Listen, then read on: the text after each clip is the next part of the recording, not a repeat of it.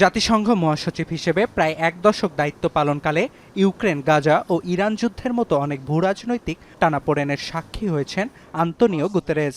চলতি বছরে ৩১ ডিসেম্বর শেষ হবে তার দায়িত্বের মেয়াদ। একের পর এক যুদ্ধ, সংঘাত আর রাজনৈতিক অস্থিরতার মধ্যেই জাতিসংঘের নতুন শীর্ষ নেতৃত্ব বেছে নিতে ব্যস্ত সদস্য রাষ্ট্রগুলো। শুক্রবার প্রার্থীদের জনপ্রিয়তা যাচাইয়ে দ্বিতীয়বারের মতো একটি প্রাথমিক ভোটে অংশ নেয় জাতিসংঘের নিরাপত্তা পরিষদের সদস্যরা। এতে শীর্ষে উঠে এসেছে জাতিসংঘে নিযুক্ত গায়ানার স্থায়ী প্রতিনিধি ক্যারোলিন রদ্রিগেজ বার্কেটের নাম। এরপর আছেন কোস্টারিকার সাবেক ভাইস প্রেসিডেন্ট ও বর্তমানে জাতিসংঘে বাণিজ্য সংস্থার প্রধানের দায়িত্ব সামলানো রেবেকা গ্রিনস্প্যান। এছাড়া আছেন চিলির সাবেক প্রেসিডেন্ট মিশেল বাসেলথ, ইকুয়েডরের সাবেক পররাষ্ট্রমন্ত্রী মারিয়া ফার্নান্দা, সেনেগালের সাবেক প্রেসিডেন্ট ম্যাকি শাল সহ বেশ কয়েকজনের নাম। তবে রদ্রিগেজ বার্কেট ও রেবেকা গ্রিনস্প্যানকে ঘিরে সদস্য রাষ্ট্রগুলোর আগ্রহ বেশি।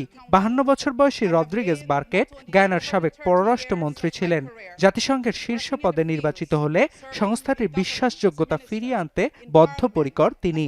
অন্যদিকে মহাসচিব পদে প্রচারণার জন্য ইতোমধ্যে জাতিসংঘের বাণিজ্য সংস্থার প্রধানের পদ থেকে সাময়িক ছুটি নিয়েছেন কোস্টারিকার রেবেকা গ্রিনস্প্যান।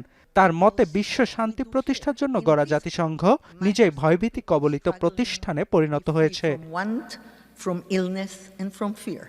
জাতিসংঘ সনদ অনুযায়ী মহাসচিব নির্বাচন প্রক্রিয়ায় মুখ্য ভূমিকা পালন করে জাতিসংঘের নিরাপত্তা পরিষদ। পরিষদের 15 সদস্য রাষ্ট্রের মধ্যে প্রার্থীকে অন্তত 9টি ভোট পেতে হবে।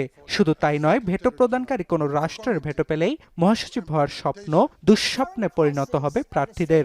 নিরাপত্তা পরিষদের ভোটাভুটি শেষে অনুমোদনের জন্য নির্বাচিত প্রার্থীদের নাম পাঠানো হবে সাধারণ পরিষদে। অর্ণব প্রসাদ, এখন বিশ্ব। In order for the armed forces to